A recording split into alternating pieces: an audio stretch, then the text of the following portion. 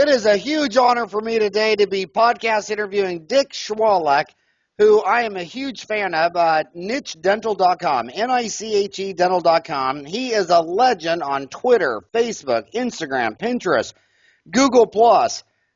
Richard, or he goes by Dick Schwalek, is known for his personalized work as a dental marketing consultant for many dentists over the last 20 years. He currently works with dentists from Traverse City, Michigan, all the way to New Zealand. He has also worked on marketing for a number of dental labs.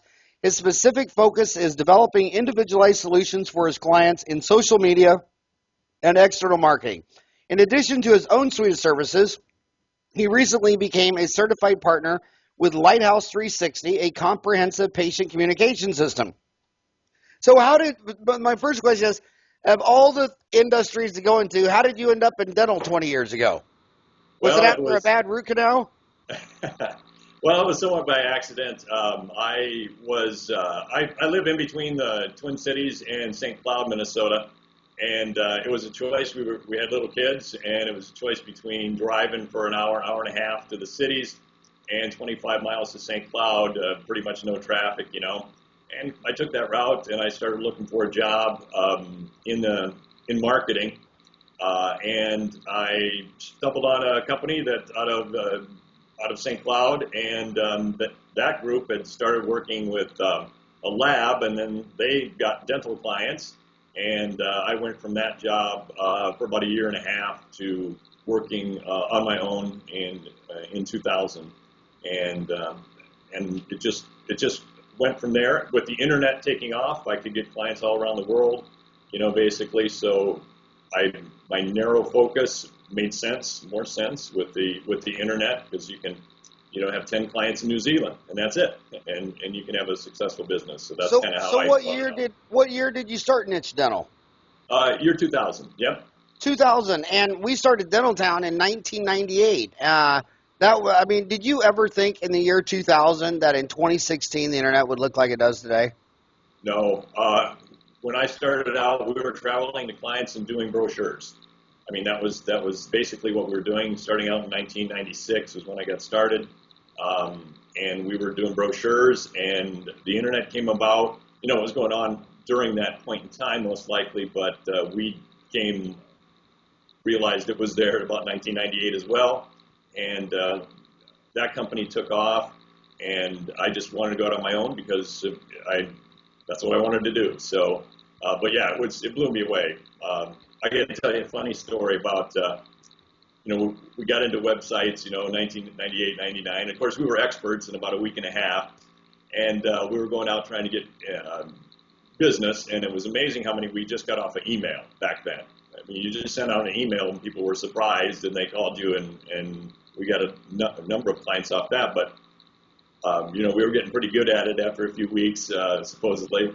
And we got a call from a dentist, and I was pretty excited about it, and it's like, well, could we build you a website? And he goes, well, I have my own ISP, and he goes, I'm like, so I was wondering why he was calling me. So that was kind of second or third call I got on dental marketing online, and the dentist that I was talking to was probably already past us at that point. So it's just kind of ironic that here he was farther than we were, and we were the marketing company. But of course, then we were doing that 24/7, and kind of took off in that, and it was just exciting. It just in history, you always see the pendulum swinging all the way to the right, then it comes back. It always overcorrects.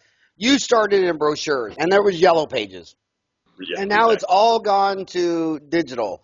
But is that pendulum coming back? I mean, is there still a place for direct mail and the yellow pages, or do you just see it just all digital? Well, my special focus, I guess would say, is kind of looking deep into things and kind of deciding what's really going on from a standpoint of communication. And what we know about all types of marketing is that it does certain things, and it doesn't do other things. Right?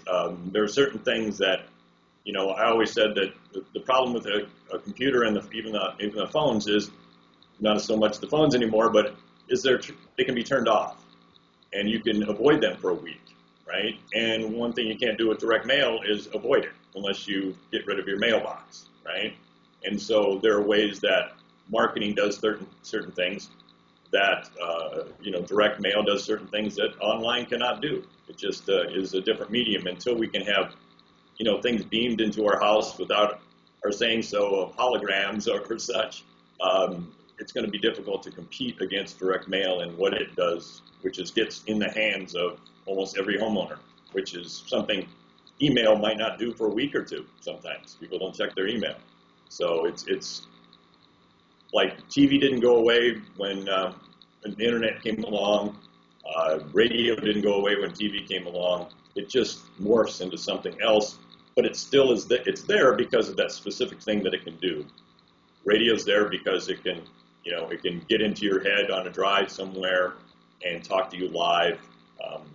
And even satellite radio hasn't taken over regular radio. It's reduced some things, but hasn't taken it over completely. So. Describe your overall approach to dental marketing? Well, I really look at it as putting everything together that the dentist can do. And I really step back from the standpoint of the dentist and say, what are they willing to do at this moment? What is feasible in their area? What can we move to? And then start integrating things as you go along. Some dentists want to do it right away. It really isn't feasible to do everything right away because certain things won't connect up without certain things being done. So I'll work with, practice management people if there's issues within there. And so you have to build this, what I call the connected communication approach, where you tie things together. And I usually consider direct mail. People are averse to that now just because they think the internet has taken over. But, I say these are the things that are going to tie everything up and communicate a certain way with the real person out there, not the perceived person. But the real person is living in the real world, and the real world is still some direct mail, some TV, some radio. And you find in each client area what they can do, what they can afford. A lot of dentists in the Twin Cities aren't going to be doing TV, big TV stations. It just costs too much. So you look at what they can do, where they're at, where they're located, how old the practice is, how much they have been doing or haven't been doing, and you start integrating all these things together from the web. I really love social media. I'm probably outsized in that area because I love it so much, but it really doesn't do everything, and it does not communicate with everyone. So you have to say, who are your real clients out there? Who are your real potential clients? Which is, people that aren't on the internet. There's a percentage of people that aren't on the internet at all. It doesn't matter what age. I know people that are my age, which is pretty darn young, if I can say so, that aren't on the internet because they just never got into it or whatever. Hey, we're the same age, and I got so many of my friends that are dentists and some of the most high-tech dentists in the world, and they are not on the internet, period. Right. Never. And right. I say, well, how do you register for like a dental convention? Well, my receptionist does that. My office manager does that. Well, how do you buy a book on Amazon.com? Oh, I just write it down on a Post-it note and give it to my office manager. They're just enabled. They're so enabled. And those are their clients, their potential patients are the same thing. They're the exact same thing, mirror of them, but they're also mirrors of other people. And so the dentist that only wants to go after the client like them, isn't going to get enough clients.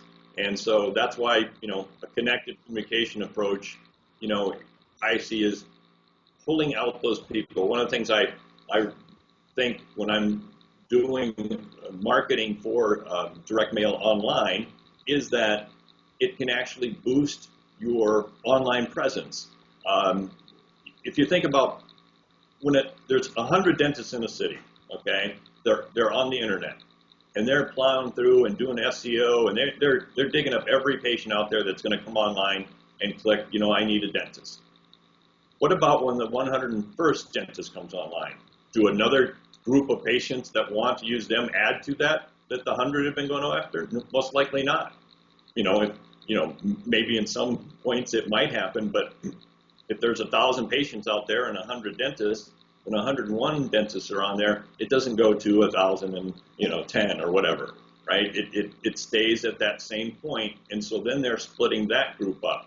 And so the dentist that wants to enlarge that pie online, and once you get them online, you can do so much more, and that's why you want to get them online. You can feed them to different things, give them more information than they would have gotten off of a postcard, off of a brochure even. And so you want to get another 10 patients online so you can have your 10, but then you also want to get on another 10 so you can outdo the other guy. And if you direct them from your information right to your website, they're bypassing all the SEO, right? And so there's these whole thing, all this web of things that are connecting together, and the more you can add to it, the better chance of you digging out those patients and bringing them up to the surface, or however you want to put it, whatever metaphor you want to use. And so then you can go and rescue them, right? Otherwise, they're all drowning and they're all disappeared from the scene. And they won't be seen by you online, and they won't be able to interact with you. So, what is your overall social media strategy? And more specifically, I mean, there's just so much. I mean, there's Twitter, there's Facebook, there's Instagram, there's Pinterest, there's Google Plus, LinkedIn. I mean, there's so many, and a lot of them I hear about. I've never even been on. You always hear Snapchat, all this stuff. So, what's your overall thoughts on all this social media strategy? Well, I asked my daughter, who is on Snapchat, to let me know what that's about and how I should get on it. She said, "Dad, I don't want to see you on there." So I probably won't be on there for a little while, just because if she's saying that, most likely it's not the place where you get enough people. Because if there's a small percentage, of people out there that are on Snapchat, it's a waste of time. You can be what is it called, a initiator, and be that person out there, playing with it, like the people that buy the first stereo system ever made. But that's you. It's not really getting clients, right? It's you wanting to do that as a techno freak or whatever. So what I suggest is you go on the more, I don't do, I can't even remember the name of it, but MySpace. Okay, I think that's kind of disappeared.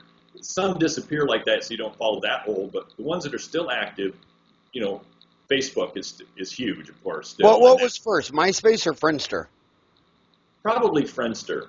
One of those has turned into like a gaming site. I can't remember which one it is. I don't know how far back you have to go to get that one. But it went from Friendster, that was the whole rage, and then yes, then it went to MySpace, that was the whole rage. Then it went to Facebook, and then I always think to myself, if you looked at the Fortune 500 companies in 1950, by 2015. Only 12% were still there. So it's a 88% creative destructionism, as Joseph Schutner would say. So when someone says Facebook is a 4,000-pound gorilla and it'll never go away or die, I think, okay, well, you're obviously not 53, because if you've been around the sun 53 times, it's a 88% casualty rate.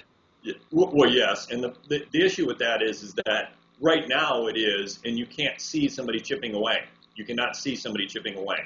You don't know what chipping away is, and the technology is different. Twitter is different than Facebook. They won't ever take out the other because they're just a different thing. One might fade away, but and Facebook has such a presence now, and it has a technology. Like, the sad thing was that video that came out the other day about the shooting. They have these new systems that people are still grabbing onto and involving themselves with. And as long as they can do that, and they have 1.6 billion people or whatever it is, they're going to be able to hold on to some, just like Microsoft. You get so many people locked into it, you're going to be able to hold on for a certain amount of time. But like you say, will they be that 12%, or will they be the 88%?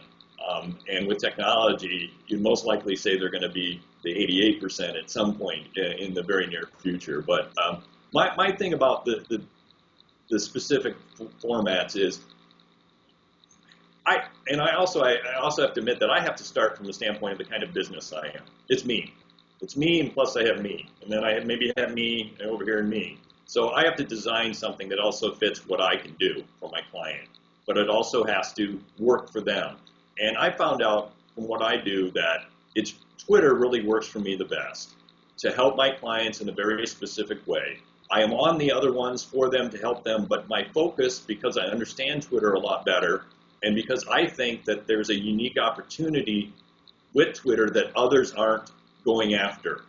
I have kind of my own special format that I present to clients that I think works for what I can do for them and what Twitter really does now versus what people want it to do. Or it seems like dentists are still using Twitter, and there's a good reason for it, but still using it the way the corporate world does. But they're not corporations. Most of them, the ones I work with, are usually one dentist, sometimes two. And it's a personalized situation for them and for their community. They're like me. They can only do certain things in their community, and a lot of them have chosen, because they've chosen me, they've chosen not to be as involved as the techno dentist or whatever that has their own ISP, right? They've decided to be someone else, to do certain things, and they bring me on to take over some of those responsibilities. And when it comes to Twitter, I look and say, what does the client want? And I do this for every service that I present, but what does the client really want out of Twitter? What do they really want? They want patience, period.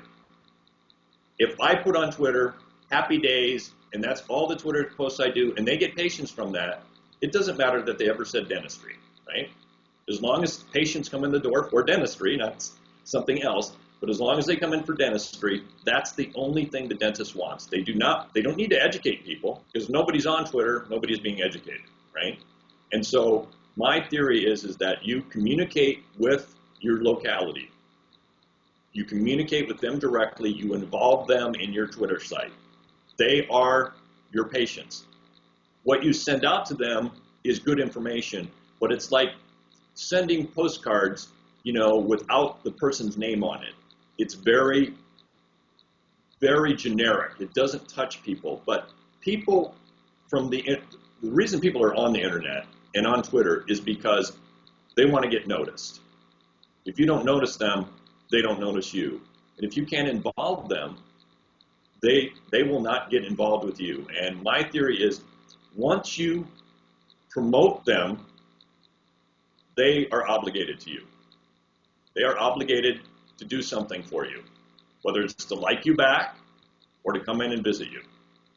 And my theory is, especially in the smaller cities, but it can work anywhere, it's just it's different, but in the smaller metro areas, you have the ability to communicate with your next patient. And I've done that with the dentists, in Traverse City, and the one all the way out in New Zealand is patients are, after being promoted on their site, they're contacting the dentist, okay, directly from Twitter versus just putting information out there that somebody might look at and might not. And so that's really, I think, key is you need to talk to the people directly in some form. Now, I'm not the dentist, and I really don't do a direct, back and forth conversation, but I get them involved in their Twitter, and it's a different way than just sending out Twitter about your practice, which is good, once again, but people aren't really noticing that on average, right? As you know, not everybody goes to the dentist, no matter how much money they have on a regular basis, and sometimes not at all. And you need to get them involved. If you can get everybody in town to walk through your practice every day to the next spot in their life, you would have a lot more patients, right? And that's basically what I use Twitter and all social media for. Get them involved. They're right there in front of you. You can say hi to them, so say hi to them directly. And that's kind of my unique perspective on it. It's also what I can do for them versus the automatic sites are great. They keep you out there, but they don't really give you the opportunity to speak directly to the clients, except in some very generic ways, which are helpful, but once again, they don't get to the same level. And I think that's really important to talk to them directly. So you do practice marketing assessments. I think what everybody always asks me is how much should they be spending on marketing, and how do you track it? How do you measure it? Well, what's your thoughts on that? Well, once again, to me, it gets to a point of what you want to do, what you want to pay for, what you want to start with, how much you want to spend in the beginning. I usually start from a kind of a zero budget and start up and say, when I do an assessment, if I do an assessment without doing an assessment, let's say, where you might do what's a smile consultation, right? It's not necessarily an exam, but they come in and you talk to them. What I would suggest is they begin with something that's comfortable for them, but that these are the 3 or 4 things that they need to move to and add on. Like, I don't necessarily think you need a website right away, depending on your situation. I think it's better to have a website. Like some dentists have signs out in front of their practices. It'd be better if every dentist could do that, but some dentists are in big buildings and it doesn't work that way. So you start at a point that's going to be effective and you build from that. And I think as long as they look at that comprehensive, like they do with their case management or case development, is that they say, this is what we have to do for you today. Otherwise, this is what we better do for you, just to, because this will happen. But in the end, this is the health thing we need to do, and of course, these are the cosmetic things we need to do to make it what you really, really want beneath all that veneer of not really saying you want it. And so that's kind of how I move with dentists. Some dentists call me fully ready to go. And that's a different story than the dentist that called up that's apprehensive. The one that asked me questions, as you asked, that are trying to see if I know what I'm doing or if I know the answers, to the key to life, right, are the ones that are going to probably need to start smaller, or, they're going to need to get a lot of information before they even get started. And so, as you said, the dentists that don't even go on the internet at all, right? How do you get them on the internet, right? Sometimes you just don't. How do you get people to come in that never come in to get their teeth done? Sometimes you just don't. But from the point you either start, give them the whole thing, and they're ready for that. I found out that if you give them the whole thing and they're not ready for it, it's scary. It's, like a patient. You say, here's a $45,000 case, it'll get you perfect. Your teeth will last for 100,000 years, and that's too much money to spend now, no matter how good it is, blah, blah, blah. And so I don't usually try to do that right off the bat. I try to find out where they're coming from. And it's, to me, if you can go from, you want 20 patients more, new patients a month. If I can get you 5 more patients a month, in a couple of months, that's better than where you're at, and then 10, then 15, then 20. That's a great way to go. If you want them all tomorrow, that's a lot of money or a lot of different things depending on your area. So it really depends on the dentist. And I tell them that they have the answers to solving this. Because as long as they give me information and are willing to accept some parts of it, I can make them healthy. I can't give them the $45,000 case without $45,000, but I can get them to a point where they are improving.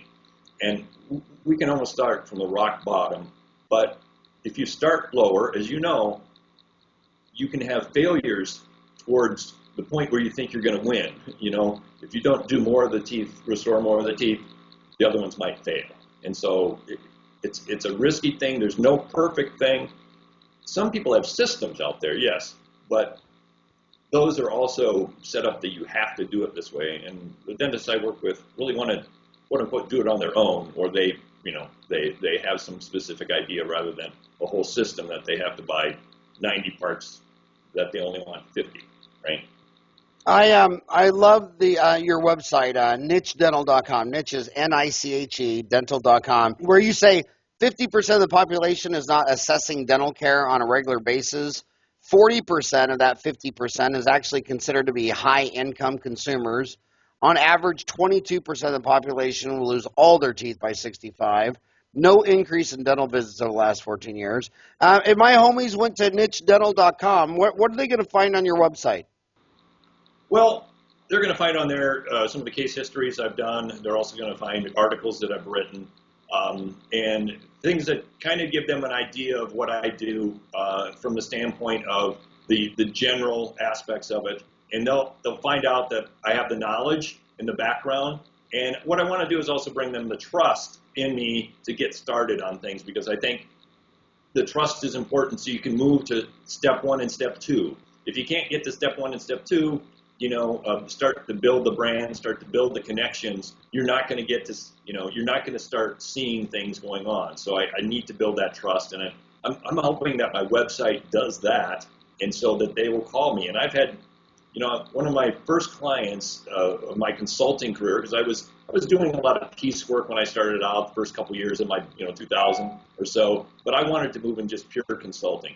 And one of the first clients I got saw an article that I had written 3 years before, and he called me up and said, I've read this article, and I'm like, okay, which article? And I couldn't really remember it. And he said, yes, and so I want you to be my, marketing consultant. And that was one of the highest paid things I had up until that point, and it lasted for 18 months, and we were doing some really good work.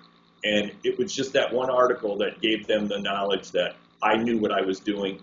And as long as I can get that amount of time to start building the client base or their base for their patient base, then that's what I hope the website does, and where it's going to take the client to give me that call and say that they can trust me for a while. And one client I have in Traverse Cities, I haven't for a long time.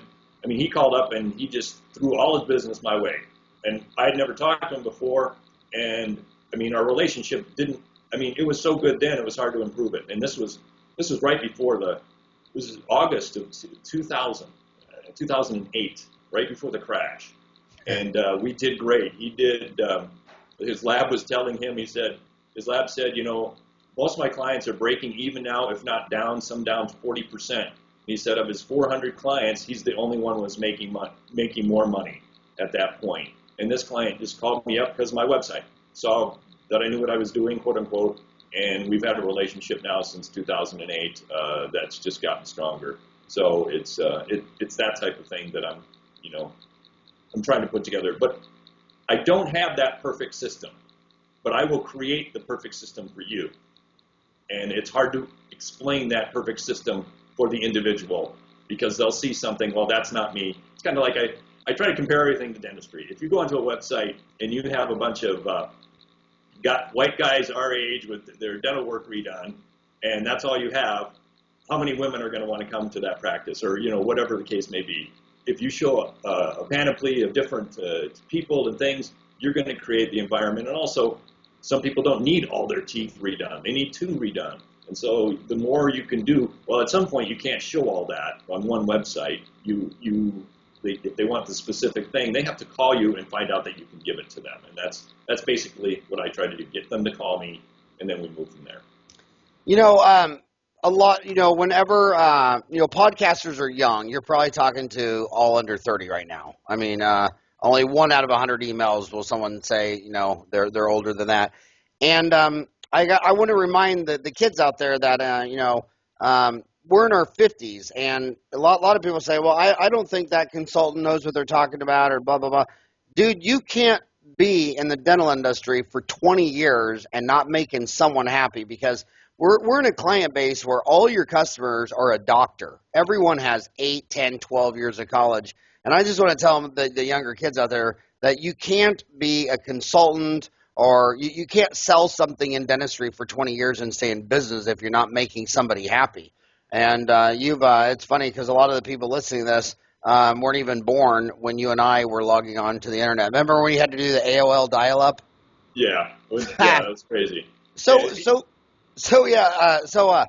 And you're right. If an answer was simple, it's not honest. I mean, answers aren't binomial. They're not yes, no, up, down, left, right. They're extremely complex. They're multifactorial. Are you rural? Are you urban? What type of dentistry do you? Are you looking at kids? Are you looking at elderly? The number of variables is so complex. I think marketing is actually far more infinitely complex than a root canal. And there's not a dentist on earth that would believe that statement, but it's true, because you're trying to get into some consumer's mind. How does the human mind work? The tooth doesn't have a mind of its own, Right. Everybody has a different structure in their mouth, but everybody has, well, after 65 maybe they don't, but everybody has teeth. And teeth aren't different on different people. They're all teeth. They're different shapes, but they're teeth. And marketing isn't really that way. It just keeps expanding and mushing and, you know, diluting and then growing. It just doesn't. I want you to answer a question backward for my these kids. We just had 5,000 come out of dental school, and they every graduating dental school class till the beginning since Baltimore started the first dental school claims they didn't learn it all and they need to go take CE. And I'm wondering, what do you think? Is there a demand for? What buzzwords are working? I mean, should they learn Invisalign? Should they learn sleep apnea? Should they learn placing implants? Should they learn pediatric dentistry? You're in the marketing. You're with the consumers. What are they reacting to? I mean, they don't want to go to a $5,000 course to create a supply of something that no one in their practice is demanding. Are there some things the consumers that you see on the internet more actively interested in than other things? Well, I guess I'm going to take that apart from the standpoint of, if we go back to my statistics, there are people out there that are not getting dentistry. If dentists together raised the number of people that were getting dentistry, and there weren't any more dentists coming online on the average per capita, how you want to look at it, and raised the number of people that were getting dentistry by 5%, everybody'd be good. 5% more people that weren't getting it all of a sudden started getting on top of those other people, we can do great. And I think it's just the fact that there's many people out there that still need dentistry and that you think aren't going to get it, but all you have to do, and bluntly, this is the simple part, is that you trip a trigger in their brain at the right time to get them to be motivated to do it. I talked to my dad. A few years before he died, his teeth were going really bad. Here he is, an engineer, knows exactly what's going on from the standpoint of, like I told him, the engineering of the mouth. And I said, Dad, you need to get, he wasn't going to probably get implants at that point. He was basically near death. I mean, he had a 12% heart rate. But I said, you need to get something so whatever length of life you have, you feel better, And I couldn't have told him that 3 years before that. Right? I mean, it just wouldn't have happened. But if I wouldn't have told him, and then he wouldn't have never got something, most likely, or at least waited and then maybe died earlier because of that. And so it's that one point in time that if you're not out there talking to people in whatever way it is, you're not going to get those extra patients. And if you don't do that, as I say, if you get all the training in the world and hide in a basement and could make the best dentistry and were the greatest dentist ever and never told anybody, you would never be the greatest dentist ever because you would never have worked on anyone, right? And it's the same way. The more they back off from not getting out there and not being open to the old stuff, right? And not being open to the new stuff, it's always bad when you go all the way over the edge on something, right? Sleep apnea is going to do it for me. What if you're in this non-sleep apnea, capital of the country, right? And decide that. Who has the evidence that you're going to get enough in your area, right, to get that number of people, right? Maybe there's one too many dentists doing sleep apnea, right? It's that kind of thing. And so to me, it's looking at the fact that you need to communicate more. And you need to put those things out there that actually draw in patients, that actually tell them something that they haven't heard before in a way they haven't heard it. Not necessarily a new treatment, because most patients just need the basics that haven't been in there. And so you need to excite them, but also convince them. And it's hard to convince somebody once in a while to come by and say, I'm the greatest dentist ever, by the way, bye. That doesn't convince anybody, even if you are the greatest dentist. Nobody cares. It's their personal situation. Like dentists that call me, it's not about whether they want to make a lot of money or whether they want to be a successful practice. It's whether they're going to actually do something, I don't care what somebody wants to do. If they don't get through to somebody and make the changes and do the things, they're not going to be successful. So it has nothing, get down to the patient has to come in the door and start work before the work can begin. And that's how they need to look at it. Get started on something. You just became a certified partner with Lighthouse 360, a comprehensive patient communication system. Talk about that. What is Lighthouse 360? What are similar types of companies? Why did you pick them? What's that all about? Well, to me, I wanted, as you know, technology is changing all the time. And to get onto something too early and to sign on to, I don't know, if I became, just my first job was to be the ad manager for the Edsel, okay? And I picked that. That's a bad move, right? And nothing is as obvious as that, especially in hindsight, as we know about the Edsel. But you have to go into something thinking that you can work with them, because if you can't work with them, then you're not going to, it's bad for your clients, because then you're selling your clients the wrong thing if you don't feel comfortable with it. Even if it's the wrong thing, you have to feel comfortable with it, or your clients will never even consider it. The second thing is that they have a comprehensive system. They developed by a dentist, which can be good, cannot be, but it seems like that they put together a system that fits in with what a dentist wants to do.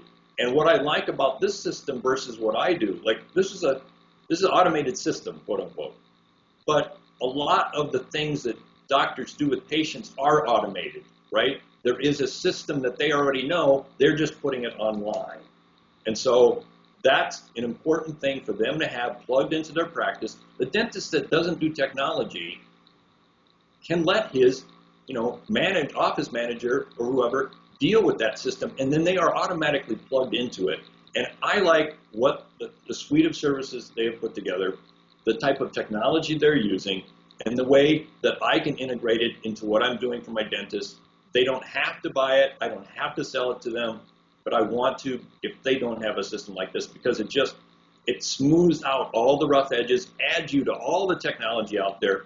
It even provides some automatic Facebook posts of reviews, which a lot of them do. But that's the basic thing. It's like setting up a mailbox, right? Everybody needs, 20, 30 years ago, you needed a mailbox or you were having problems, right? So this is like the mailbox of the modern age for a dentist or some other thing that they would have a phone system, right? That they need to have to make sure their practice is connected throughout the internet and to their patients. So you talk about these suite of services. Is it something you buy a la carte, and what are is it one size you buy all of them, or you just? It's one size fits all to a certain extent, yes, but they customize the internal parts of it, which don't cost anymore for the most part. But they also add in, they do mail. Like if a dentist still wants to send out mail, they do have that, and they add, like I said, they add in the old stuff that's still good, that dentists still want. If a dentist still wants something that does still work, it's good to do, right? And they have that. I could compare them to Demand Force or Smile Reminder. They wouldn't like to be compared to them because they believe that they're a lot better. I think they are better, but they're the similar kind of system. They have some different areas of their business that work differently than those, but I think that they integrate well. The cost makes total sense. It's under $300 a month. $300 a month. Yeah, and for that amount of money, all you get, it's done within 3 months. If your team's involved in all, they know everything. It connects with their internal, their internal office systems. It knows all that information. It has all the HIPAA stuff right. It has everything going for it that the dentists need to just plug into the internet. It's like plug and play. Once again, that's a thing that they can do and not do anything else for 6 months and see quite a bit of, return from that. And then later on they can add the next thing if they want to wait that much. But even the cost of it, my dentist, I was talking to him about it, and he's kind of one of those doing all the right, dentistry CE, but isn't much into the technology. But he said, wow, it's not even a cost, from all the things that he does during the month, right? That amount of money. But to have that system in place, it's just worth, before it does anything, that actually you see a new patient come in, I would imagine it streamlines your business enough to pay for itself in 3 months. But the number one red flag with Lighthouse, though, Lighthouse 360, it's from Sugar Hill, Georgia. How could a dentist go to Sugar Hill? Well, see, that does kind of throw me. All we do is fight sugar. I was not given. Yep. That what? that was information I was not given. So Sugar Hill, Georgia. I wonder where that is. That a suburb of Atlanta? I think it must be. I think it must be. Who's the head? Who's the head of their dental division? Because they're also in auto and chirodontic chiropractors and auto. Who's the head of the dental division? Geez, you got me there. Because you know what might be really fun, Ryan? Yeah. Is to right after we release Richard, the next day we should follow it up, since he's a partnership with Lighthouse 360. We should follow it up with the head guy at Lighthouse 360. And he's a very good friend of mine, by the way. The CEO? No, I'm kidding. I don't know the name. So. Do you think you can find? Do you think you can find out? Sure, I can get you that information. Yeah. Find out and hit me up at howard@dentaltown.com. But so I don't think anybody comes out of school. We just had 5,000 graduates. Most of the podcasts are under 30.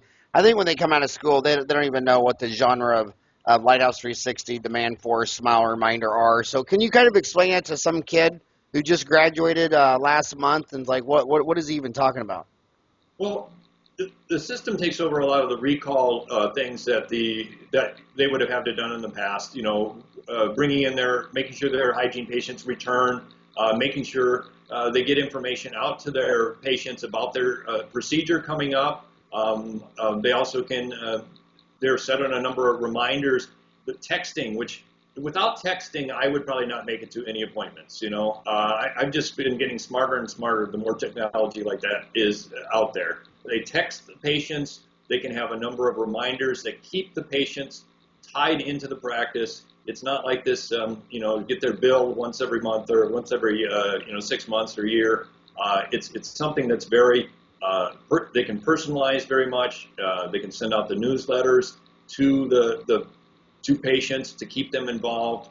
They can get them information specifically about their needs and what they request. They can also have patients sign on as they're doing it, ask them for reviews. And so you're getting patients to be involved. And once, like I talked about with Twitter, if you can get the patient involved, and once they sign something, write in their name that they love the practice, their commitment level, in that case, is raised some percentage because they have written this down and promoted it to people. So it does things like that. It actively seeks the patient out and helps them to comply with appointments. It reduces cancellations, it no-shows, and all those things that tie up practices. It also has the ability to fill in slots where you're empty. A patient has been sick or whatever, and it just ties in all those things within your practice software, and everybody can look at it. I mean, you can even look at it at home or on your phone. Most dentists aren't doing that, but I mean, it gives the ability for the practice to be digitally connected and not have to be the technophobe, or not the technophobe, but the techie in that region. They can leave that to that thing, and they can do techie somewhere else if they want to do it. It just gives it to the practice. Your office manager can take care of all of that, information, and it's so interconnected that it makes you on the internet. It makes your practice better connected to your patients, and it gives you the ability to promote services at a higher level, more efficiently, and upgrade your patients faster than you could if you, even a website, which is somewhat inert, right? It really pulls them to your website and those type of things. It's just like all these, I want to say tentacles, but that sounds scary, but it just pulls in everything that you need all in one mix. And it's so worth it from a standpoint. It's hard for me to even wonder why they're not all on it. Once again, website, that's some time involved in that. But there's no time. There's hardly any time of, if I can learn it, what I've learned with them, somebody that actually has all the software and stuff to hook up and everything, can see the live time, real-time stuff, is going to be even more impressed by it. So how many dental offices do you think you've done in 20 years, worked with? Well, I work with, I probably work 4 or 5 consulting clients a month is what I kind of top out at. And then I have other projects that I do. But I would say that, you take probably 150, and 200 with small projects, And the thing that's so cool about the internet is before the internet, we all kind of lived in a bubble. And the dentists really didn't even know what was going on. Now, I want to give some history to 1998 when we started Dental Town. They had the 5 C's of the internet, and it was going to be commerce. Everybody was going to buy their dental supplies online, and it was content, it was commercials, and it was community, which is what I went after with Dental Town. And what was the 5th C? Oh, connectivity, that it would connect all these devices. And it was funny because 20 Dental Town like websites went out, and 19 of them were going to get rid of Patterson and Shine and Benco and Burco. And I knew that that wasn't going to happen because that sales rep that came in, that was like your only link to the outside world to say, hey, what's Johnny next door? What's he using for impression material? What's Clint across the street? What kind of, blah, blah, blah, blah. And I went after community because dentists desperately wanted to have a relationship with other dentists. And so most dentists, when it comes to marketing, they live in their bubble. You've seen hundreds of offices for 2 decades. What are best practices? What do you think? What do you think the guys and gals doing awesome are doing that the people that are not doing awesome and really wish they could get a lot more new patients? What do you think the difference is? They start with something, they keep it going, and they keep updating it. They keep changing things. Dr. Klim, I work with Dr. Klim in Traverse City. What he does is just, he has team photos that he takes, and as you know, if the bigger the team is, the more likely that somebody's going to leave for some reason or whatever. So you have to take team photos, but he keeps up with those. He keeps changing his website, updating it, and he's been doing that this whole time, and he knows that he needs to do that. Sometimes he's reluctant to because you know how there's so many things coming at you, but if you can do that and you keep adding to that, that is success. It's like the dentist that, learns everything at dental school and quits learning. Imagine what their dentistry looks like 20 years later. You're not going to that person. You got to update it somehow. You don't need to do everything, but you have to update it because people expect it. And if one of your patients that you've said, or been referred to you and they say, oh, well, he doesn't have a website. That type of thing nowadays just doesn't fly. And so, he's not on Twitter. Oh, I like Twitter, right? And once again, you can't be on all of these, but you can lose patients or not even know about them if you don't keep staying with some of this stuff. And it's just a matter of building on top of everything. You got to get rid of the MySpace and the Friendster when that happens, but mostly you have to keep updating everything, just like your office. I don't know what they suggest, if it's every 7 to 15 years on redoing your office, but offices that you walk into and you're like, this can't be this way. If you really want to do, if you want to do the Hollywood type dentist thing and you're working out of the back of an old Chevy van, you're not getting many patients to do that, except maybe your cousin who doesn't want to be charged for it. And so it's the same thing with your website. If you don't have a website or if your website looks old, people know that, and it makes them leave. I've gotten brochures. We used to do a lot of secret, I want to say secret Santa, but whatever, secret patient or whatever you want to call it, secret shopper, I think is what it was. And we got brochures with names crossed off, and he's deceased. Literally. And so it's the same thing with the website, and the same thing with any type of marketing is you just need to keep updating it. If you're wearing the same clothes that you wore in the 30s, for whatever reason, it's just not going to work.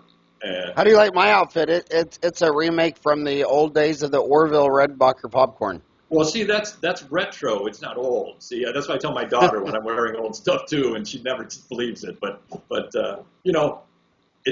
if you have a style, it's different between a style and leaving the memory of everything behind and just not knowing you're wearing those things. That's other than that, it does look pretty bad. No, I'm just kidding.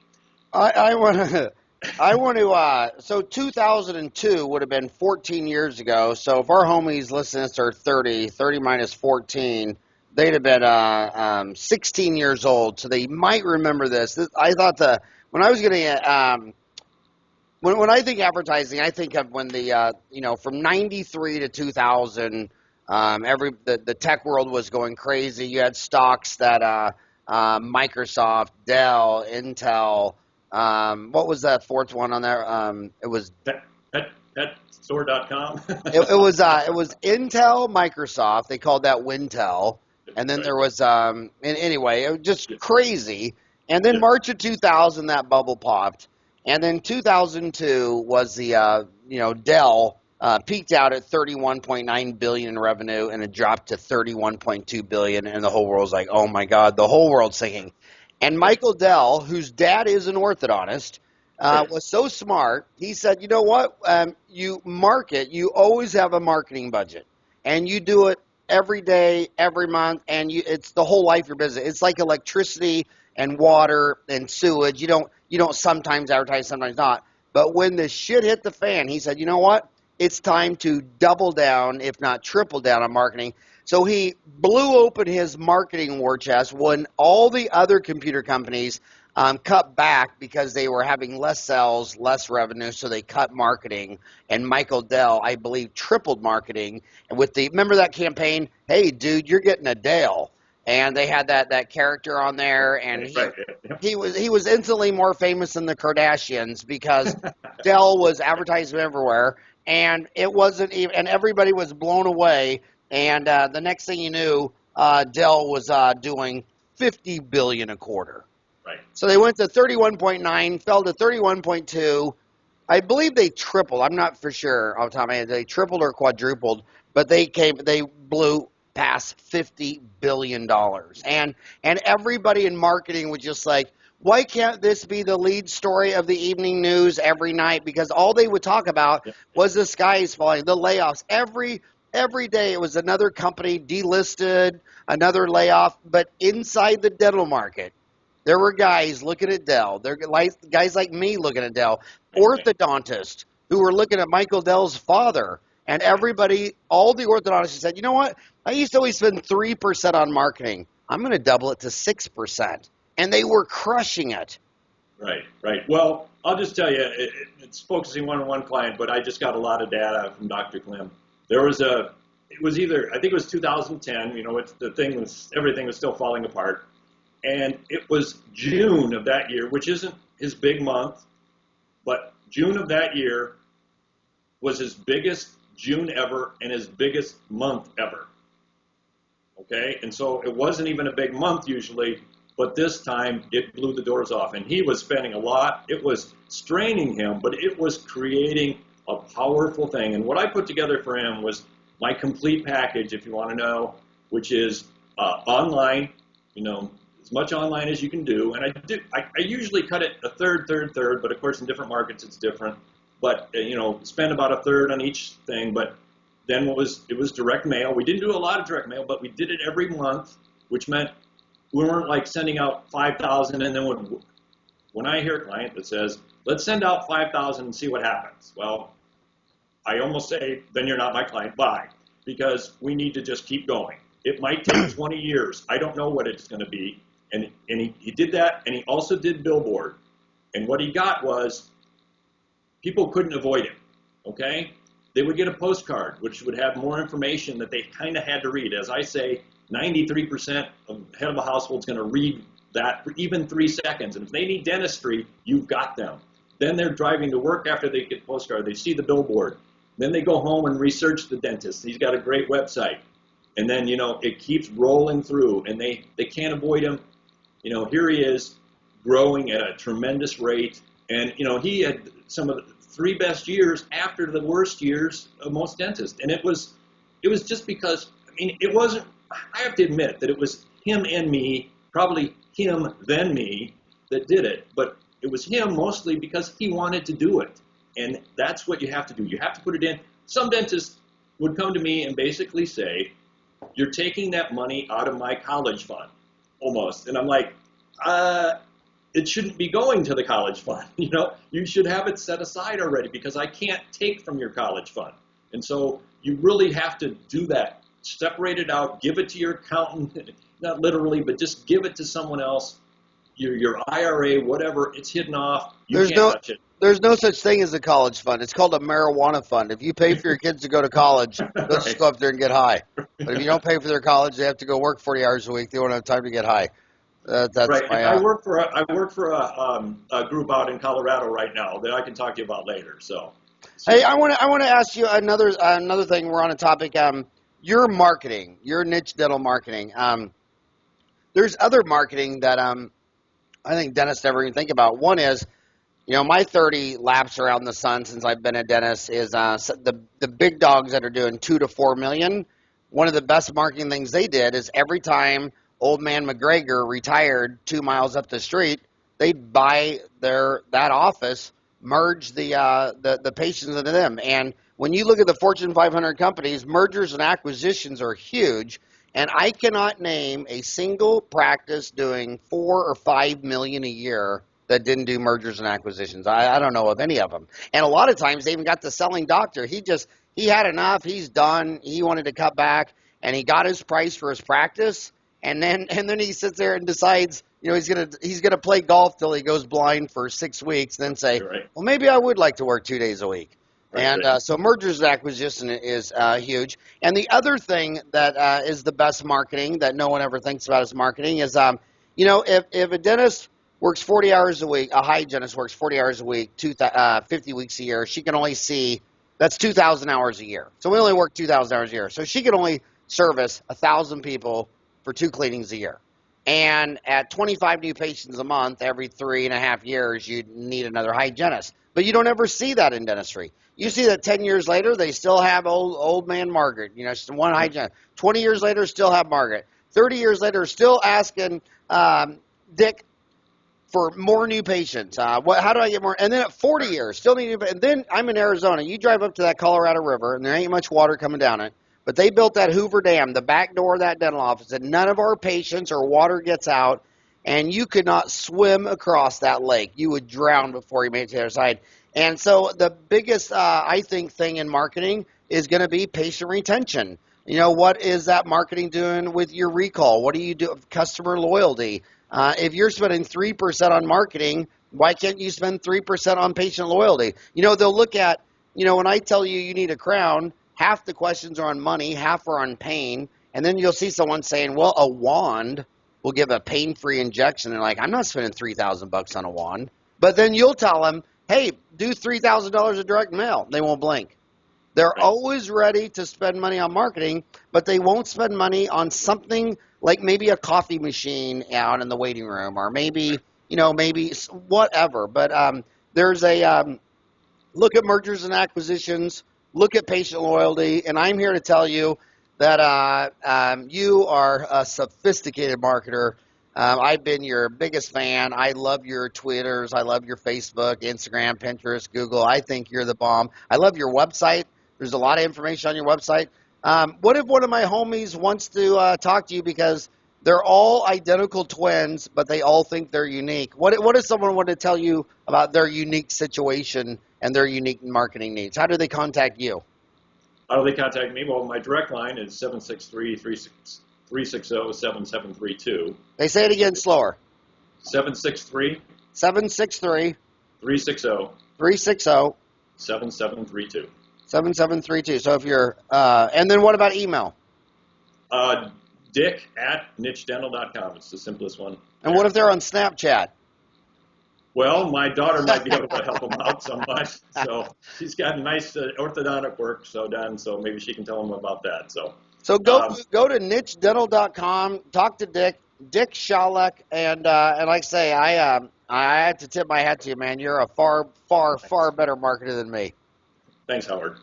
And also I want you to when you said your core competency was Twitter, my Twitter account, that's my weakest market. If you go to at Today's Dental AZ, so Okay. my dental office is todaysdental.com. Right. And if you go to at Today's Dental AZ, that's my weakest link in all my marketing. So I'm going to be calling you and have a look at my Twitter. Okay, sounds good. All right, buddy. Thanks for all you do for dentistry, and thank you so much for giving me an hour and being on my show.